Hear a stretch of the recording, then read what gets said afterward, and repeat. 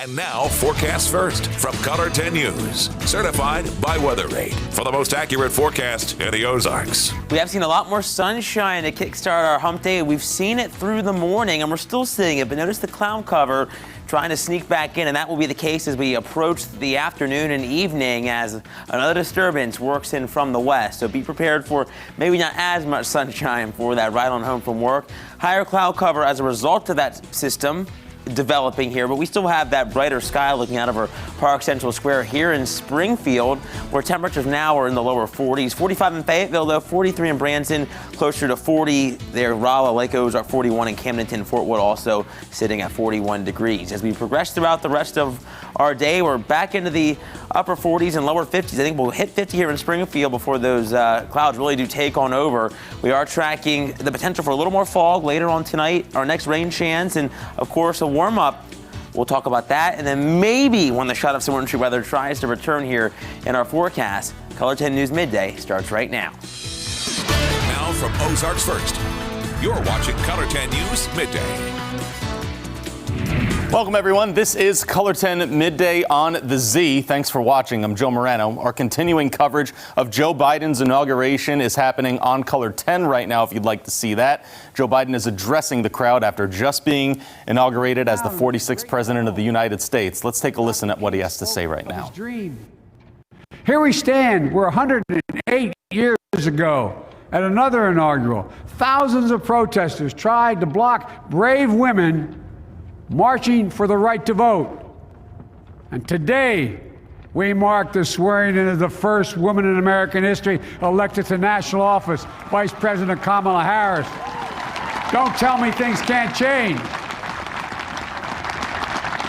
Here we stand, across the Potomac from Arlington Cemetery, where heroes who gave the last full measure of devotion rest in eternal peace.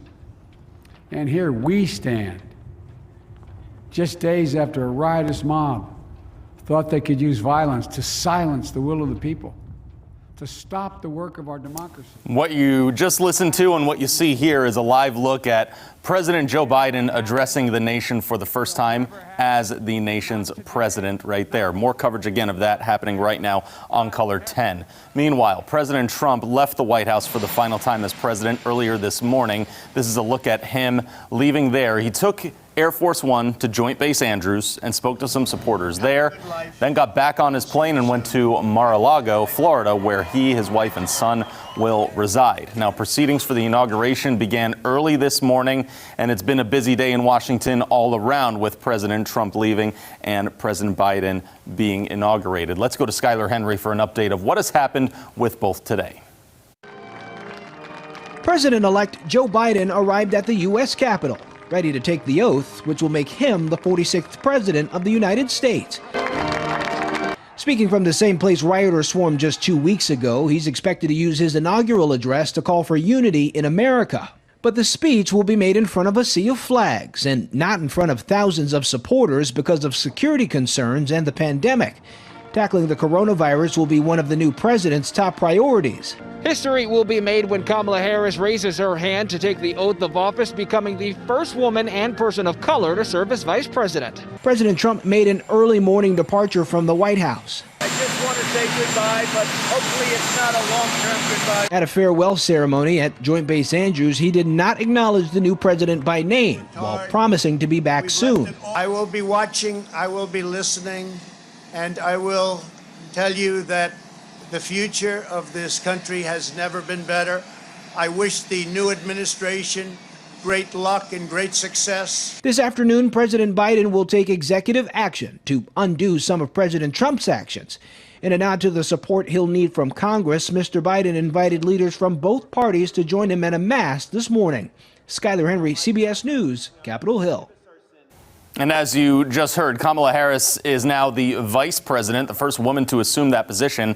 She's now also the president of the Senate. So later today, she'll swear in the two winners of the Senate runoffs in Georgia from earlier this month and her successor from California, which would give Democrats control of the Senate. Now, again, we have coverage of this happening throughout the day on ozarksfirst.com for you.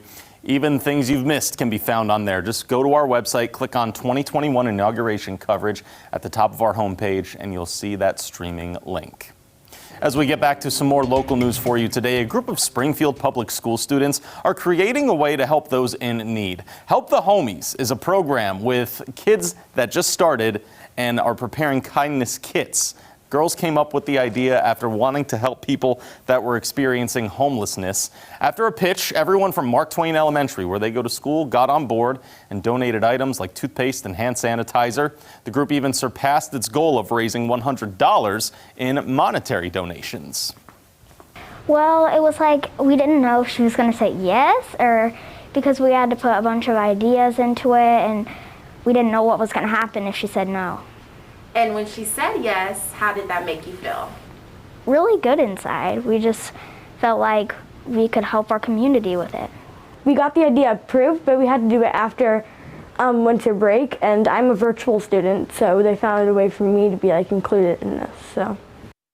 The girls will pack those bags this Thursday. Then in February, Victory Mission and Freeway Ministries will visit the campus to collect them and also share what their organizations are doing for the community.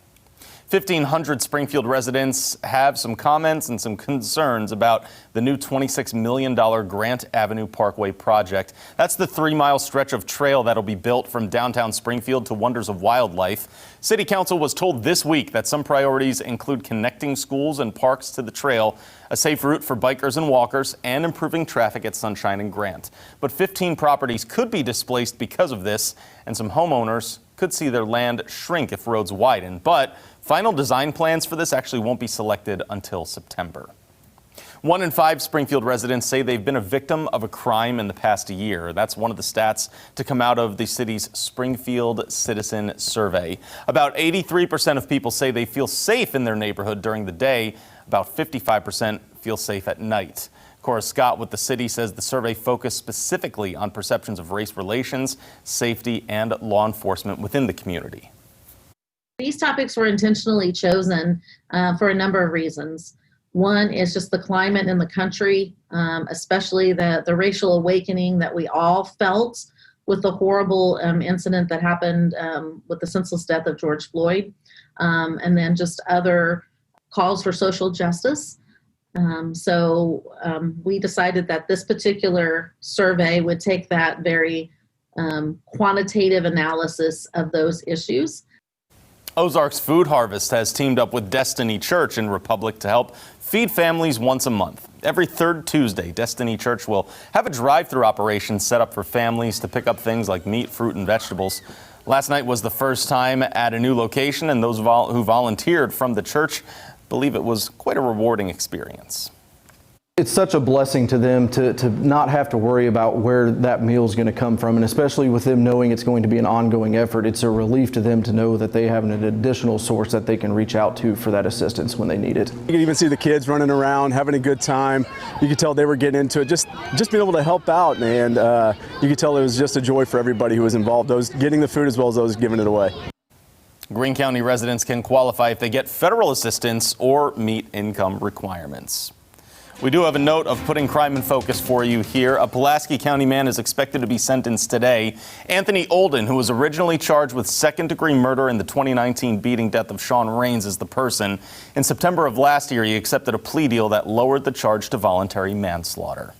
It is 8 past the hour right now as we take a look outside. Pretty clear and decently warm today, right, TJ? For sure, Joe. Definitely a lot brighter than our Tuesday. We're going to have more warm streaming in ahead of our next cold front. Temperatures, I think, topping out 7 degrees above average by this afternoon. We'll talk more about when the cool down starts to take effect and when we could possibly see some wintry weather returning. We'll have the latest in just a few minutes.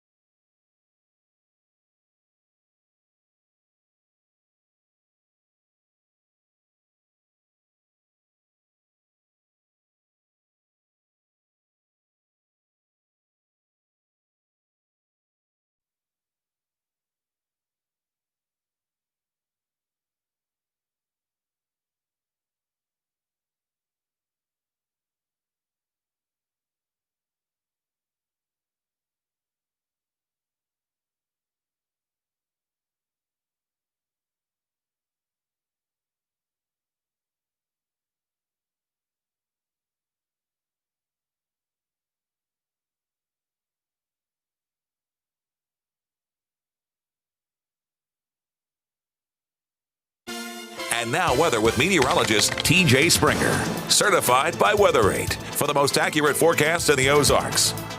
So far, our January has featured just about the same amount of above average temperatures as below average temperatures. The below in the blue and the above in the red. You can see at least heading into this week, we've been above average thus far, and that does continue for our day today as temperatures warm up ahead of our next cold front. Warm air going to continue to stream on in ahead of that boundary. We've also seen a little more sunshine today, which will help our temperatures rise. Still some clouds in Branson, though, but it is definitely brighter looking compared to how our Tuesday began. This is that live look over historic downtown, seeing that sunshine as well in Springfield mixed with the cloud cover. Taking a peek outside your door, 42 degrees here in town with that south to southwesterly wind at 10, the dew point at 27 degrees. High pressure was in control, and that's why those dew points were drier and lower, but more moisture will start to move in ahead of this next boundary. In terms of our temperatures thus far today, we're warmer compared to this time on our Tuesday. 10 degrees for the warmer in Springfield, 9 in Fort Wood, Rolla 8. Not as big of a difference down to our south, but a fair amount of us are a good deal warmer than yesterday at this time. 43 in Branson, 44 in Harrison at the moment. A little cooler, 40 in Lake Ozark. Rolla also sitting in the lower 40s. It is 40 degrees on the dot, too, in Mountain Grove there. Not too shabby. The wind's going to continue to increase ahead of this front, already coming in from the southwest around 5 to 15. But notice the sunflower state a lot more blustery out that way. And I think we'll be sustained around 10 to 20 through the remainder of our day with gusts between 25 and 30. Satellite and radar picture showing that cloud cover. We've seen more sunshine this morning, though, and that's going to continue, I think, into the early afternoon before the clouds really do take over later on this afternoon into the evening, and they're going to remain thick through the overnight. We'll see that here on Futurecast. Can't completely rule out a couple of sprinkles down across northwestern Arkansas as this disturbance continues to work on in. It's kind of a little impulse in the atmosphere ahead of the main cold front, which really doesn't move through until Thursday. So we're still looking at mild air into our day tomorrow. We fall into the 30s and 40s through the overnight, waking up to those temperatures that are well above normal, and we'll climb back above normal a good deal for our Thursday before cooler and drier air begins to work in later on tomorrow night into our Friday. So expect the cooler end of the work week after a couple of milder days, that's for sure. In the jet stream, no big dips here in the center part of the nation. You can see that dip, that trough out across the west. That's where the colder air has been and will continue to be as we head through the weekend. The bulk of it really locked up into Canada. Still some of that across New England as well, but we're not getting in on that cold feel. I think we're going to have to wait until next week, and what's going to draw that colder air in is a storm system that will move out of the Four Corners region toward us late Saturday, Sunday into Monday, and bring us a nice soaking of rain. So let's time that on Futurecast here. By 2 in the morning Sunday, we're seeing those showers moving on through, and they continue to overspread the area Sunday into Monday. I think still hit and miss shower Sunday, more widespread rain on tap for our Monday. And then we start to focus on the potential for maybe a little bit of wintry weather trying to move back in across the Show Me State as temperatures do cool on down heading into the latter half of our Monday. Definitely unsettled. We'll get into the 40s Friday, Saturday, middle 40s, 50 Sunday. Then the bottom starts to fall out with an overcast Tuesday there, Joe. Highs only in the upper 30s. All right. Thank you very much, TJ. We still have much more coming for you here on Midday. Back to our presidential inauguration coverage as well, how the rest of the world is reacting to Joe Biden taking office. That's coming up when we come back.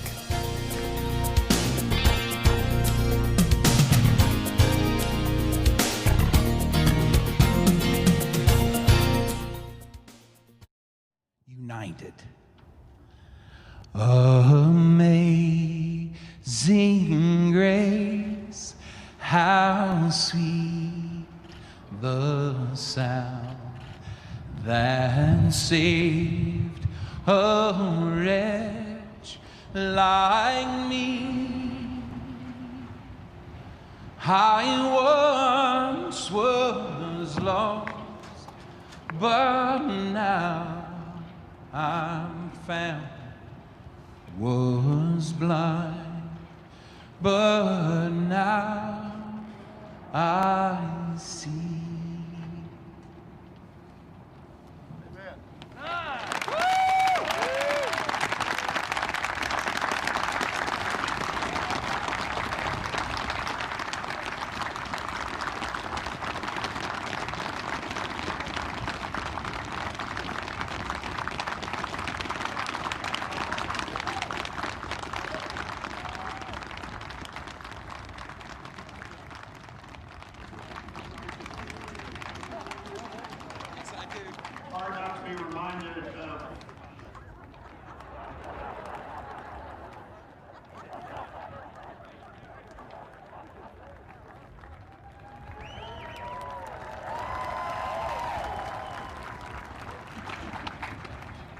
Hard not to be reminded of President Obama's singing that same song at the Mother Emanuel Church.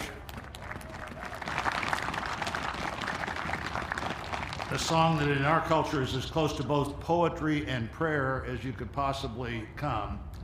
And we're going to finish with those two things. Let me introduce Amanda Gorman, our nation's first ever National Poet Laureate.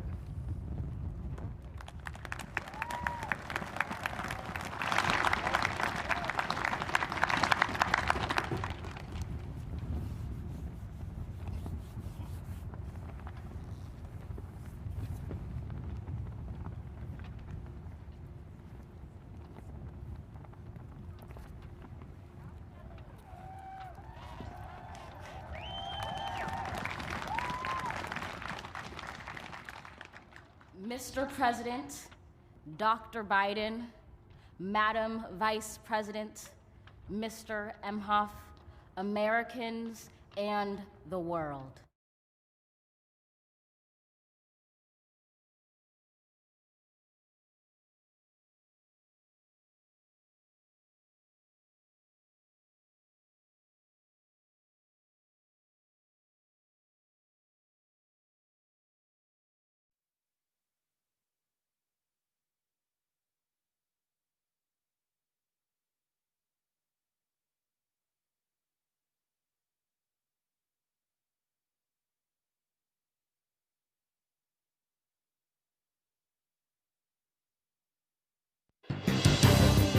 Welcome back, everyone. As we've had a peaceful transition of power to a 46th president today, leaders around the world are weighing in on that. CBS's Ian Lee gives us the update from London.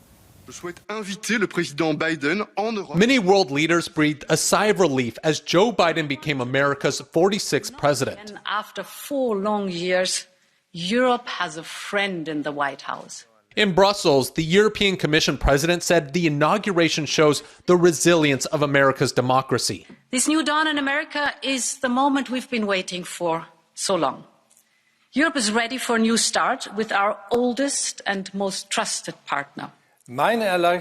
Germany's president said he's greatly relieved President Biden is moving into the White House. While French President Emmanuel Macron said he hopes a Biden administration will be more committed in the fight against terror. Here in the UK, Prime Minister Boris Johnson says he wants to work with President Biden on shared priorities. From tackling climate change, building back better from the pandemic, and strengthening our transatlantic security. Russia was less enthusiastic. The Kremlin said any improvement in Moscow's tense relationship with Washington would be up to the Biden administration. And in Iran, President Hassan Rouhani didn't mince words, saying, "Today is the end of Trump's unfortunate government." Vice President Kamala Harris drew the most attention in India at her ancestral village. I wish her well, success. She's making history, not only as the first female vice president, but also the first of South Asian and African descent. Ian Lee, CBS News, London. All right, stay with us. We've got to look at some news coming up around the region up next, and also what the status is of other companies working on coronavirus vaccines. Stay with us.